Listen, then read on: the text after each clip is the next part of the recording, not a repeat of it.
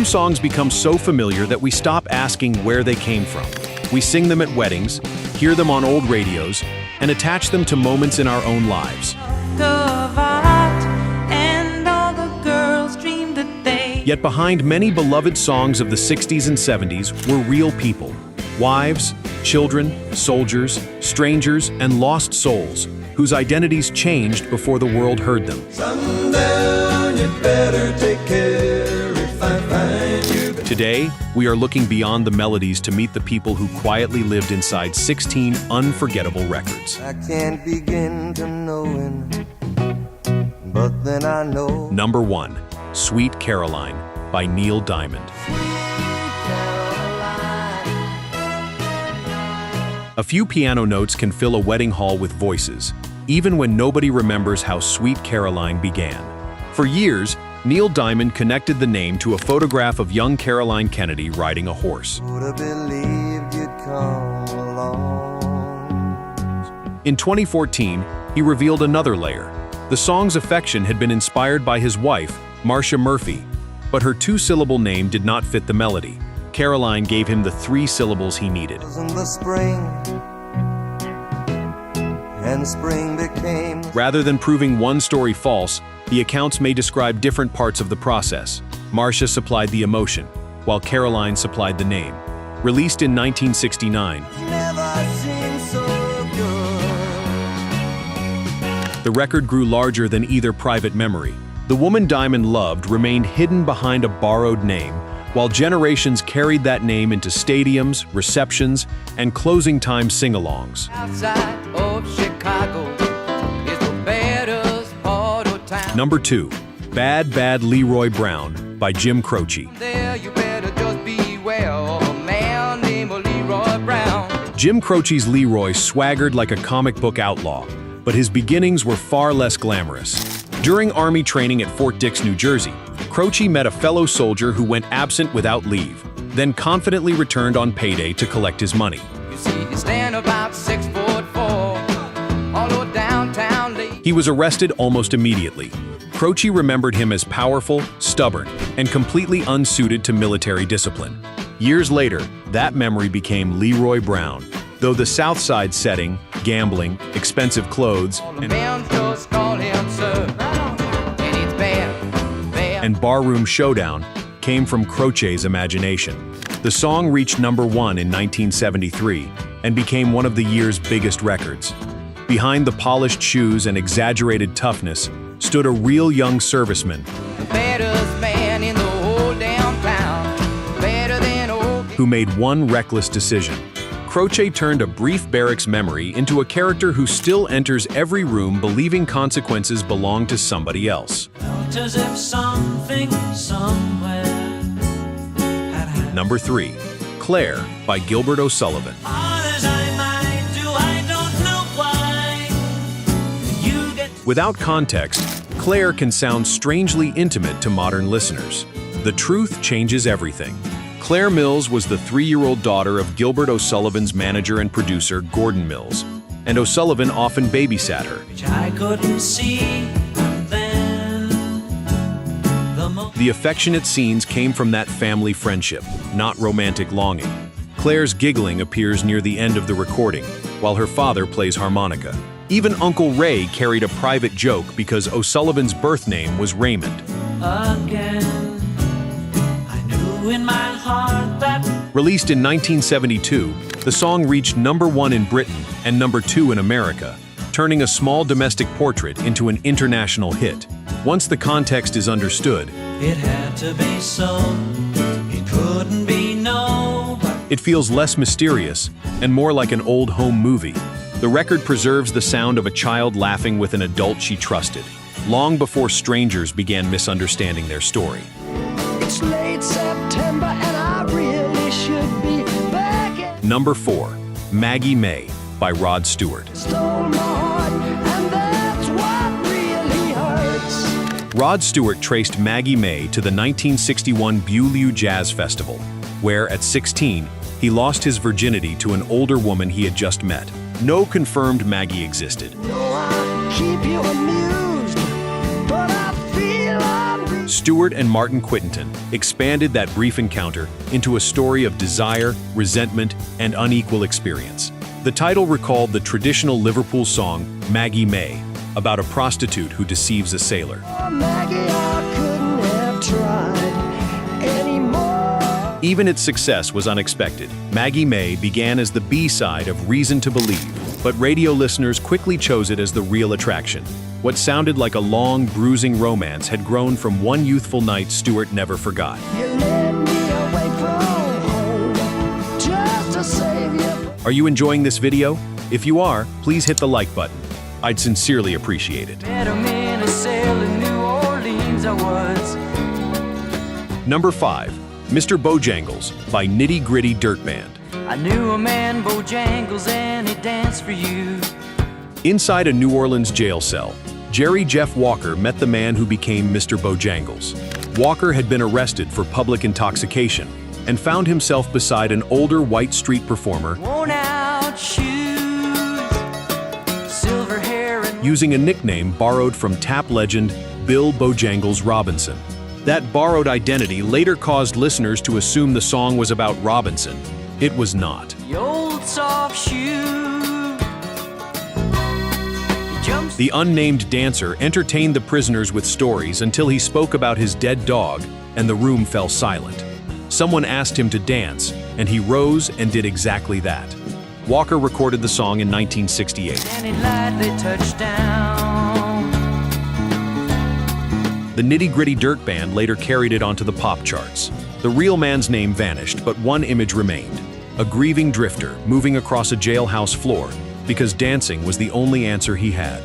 On a western bay, and it serves 100 ships. Number 6, Brandy, You're a Fine Girl by Looking Glass. Laying whiskey down, they say Brandy, fetch another. Brandy sounds as though it drifted from a harbor town at sunset, with sailors at the bar and one woman waiting after everyone else left.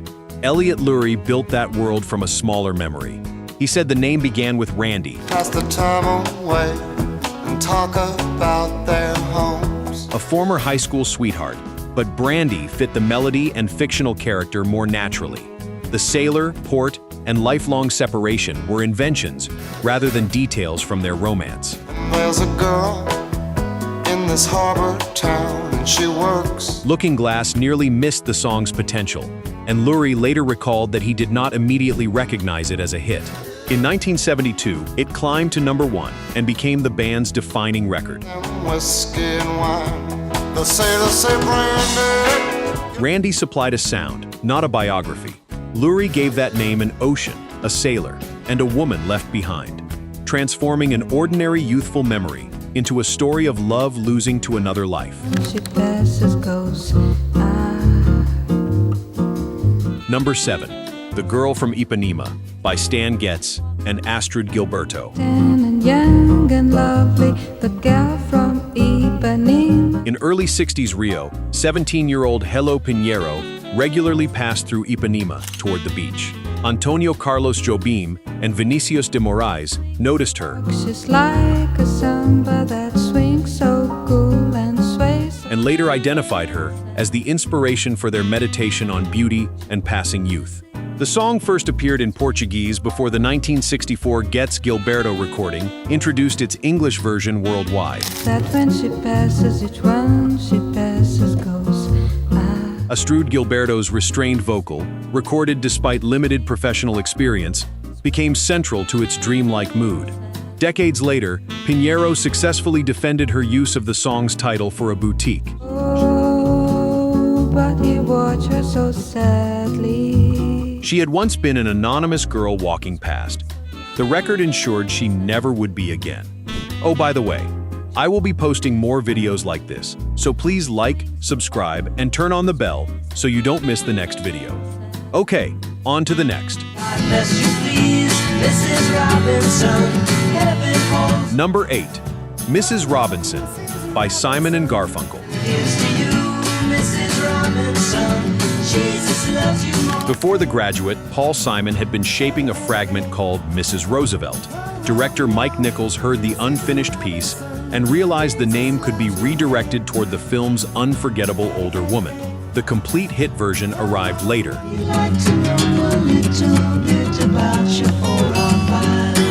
After the movie had introduced Mrs. Robinson to the world. Another real person entered the song unexpectedly, Joe DiMaggio.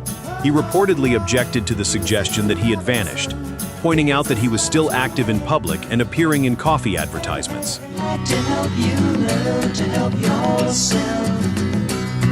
Simon later explained that the line was affectionate.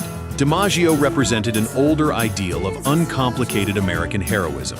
Simon even admitted that his personal favorite, Mickey Mantle, lost out because his name did not fit the rhythm.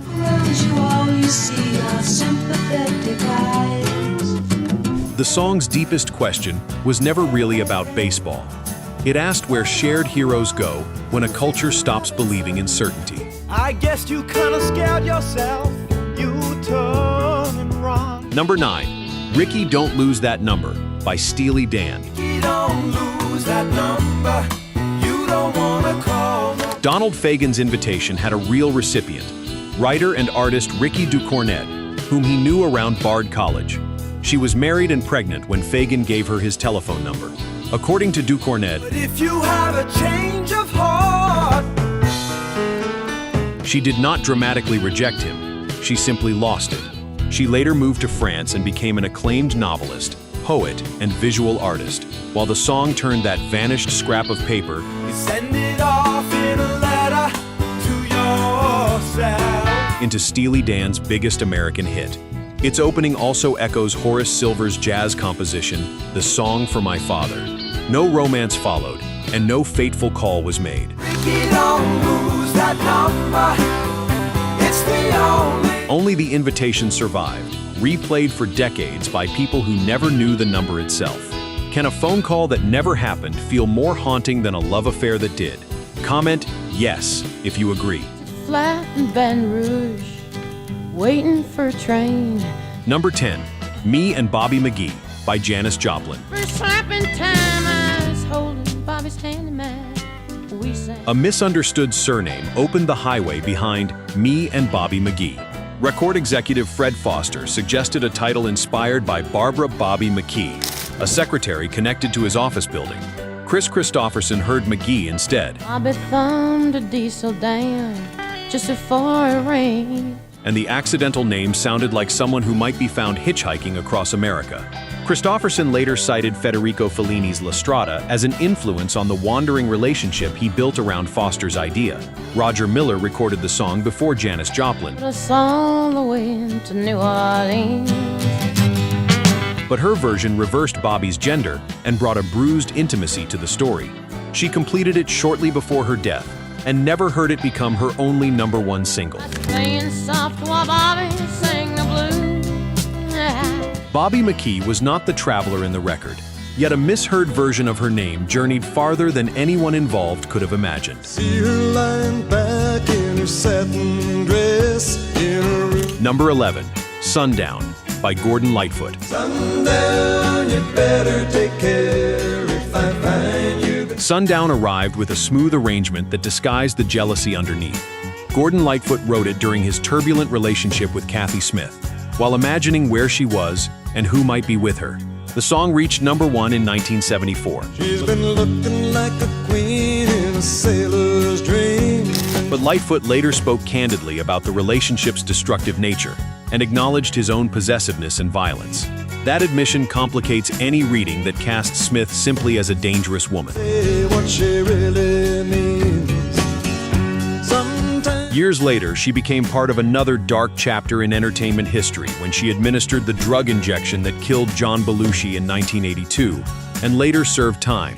sundown, you better take care if I find. None of that future was knowable when Lightfoot wrote the song. What remains on the record is a man sitting at home, watching daylight fade, while suspicion turns the room around him into a prison. Number 12, Layla by Derek and the Dominos.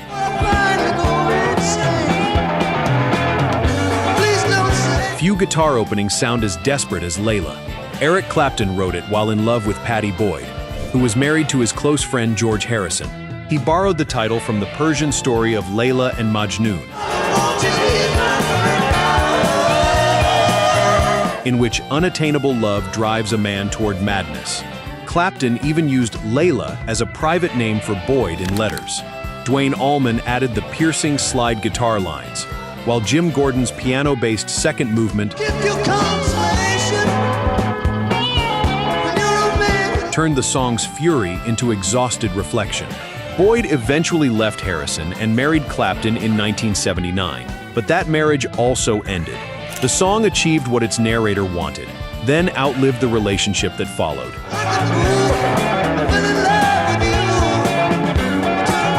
Its final piano passage now sounds less like victory than the silence after desire has taken everything it believed it needed. The Bible tells you so.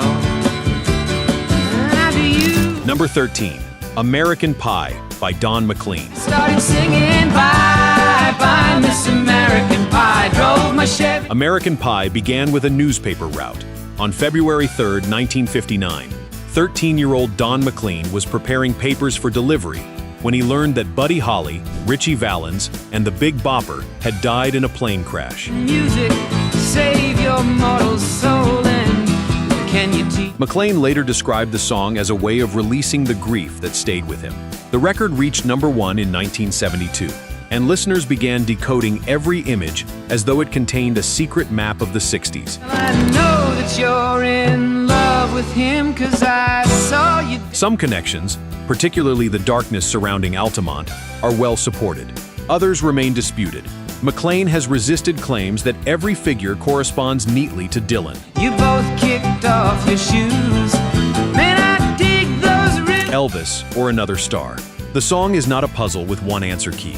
It is the memory of a paperboy discovering that music, childhood, and history could all change before breakfast. My little pretty one, when you gonna give me some Number 14, My Sharona by The Knack. of my Sharona?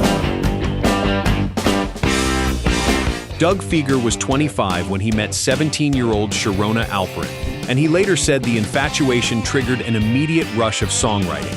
Alperin was involved with someone else, but she and Fieger eventually became a couple and remained together for roughly 4 years. My motor up, got it coming off of the line. She appeared on the singles picture sleeve holding the band's album, becoming visually linked to the song as well as named within it. The record spent 6 weeks at number 1 and became Billboard's biggest American single of 1979. Give it up, such a dirty mind, I always get it up for the touch of the younger. Alperin later built a successful Los Angeles real estate career and used the song's association in her professional branding. She and Fieger also remained friends after the romance ended. Closer, we are close enough to look in my eyes. Heard today, the record carries both excitement and discomfort. The beat still races forward, while the ages behind it force modern listeners to hear the story differently. You walked into the party like you owned Number 15, You're So Vain by Carly Simon. of art, and all the girls dreamed that they. For decades, listeners tried to identify the self-absorbed man in You're So Vain, proposing Warren Beatty, Mick Jagger, Chris Christopherson, James Taylor, and nearly every famous man around Carly Simon. Walking onto a yacht, your hat's In 2015, Simon confirmed that the second verse concerned Beatty, while refusing to identify the inspirations behind the rest. Beatty, she joked, believed the entire song was about him, an assumption perfectly suited to its theme. dipped below one eye. Your scarf, it was out. Mick Jagger's unmistakable backing vocals added another layer of suspicion, although Simon has never confirmed him as a subject. The single reached number 1 and became one of the defining records of 1973. Had one eye in the mirror as Its mystery is not an unfinished detail, but part of the design. Naming every man would reduce a universal portrait of vanity to private gossip, and Simon has never given the unnamed subjects that satisfaction. I'm begging of you, please don't take my man. Number 16, Jolene by Dolly Parton. Jolene, Jolene, Jolene. Two red-haired women stand behind Jolene, although only one threatened Dolly Parton's marriage. Parton said the song's jealousy came from a Nashville bank employee who flirted with her husband, Carl Dean, and repeatedly found reasons to draw his attention. Please don't take him just because you can. The unforgettable name came from another encounter. After a performance, Parton met a young fan whose striking appearance and musical-sounding name stayed with her. She told the child she might write a song about her someday. Your beauty is beyond compare, with flaming locks of auburn hair. Parton has also recalled that Jolene may have been written around the same period as I Will Always Love You, though she no longer claims certainty about the exact day. Jolene, Jolene, Jolene, Jolene. One woman supplied the fear, while a child supplied the name. Together, they became the figure Parton pleaded with long after both real encounters had passed. These songs remind us that popular music rarely preserves life exactly as it happened. Names change because they sing better. Brief encounters become romances, and strangers from barracks, beaches, banks, parties, and jail cells become permanent characters. Yet those changes do not make the songs less truthful. They show how memory keeps the feeling while rearranging the facts. Which real-life inspiration surprised you most? Share it in the comments, and subscribe to Retro Rewind for more stories hiding behind the records we never stopped loving.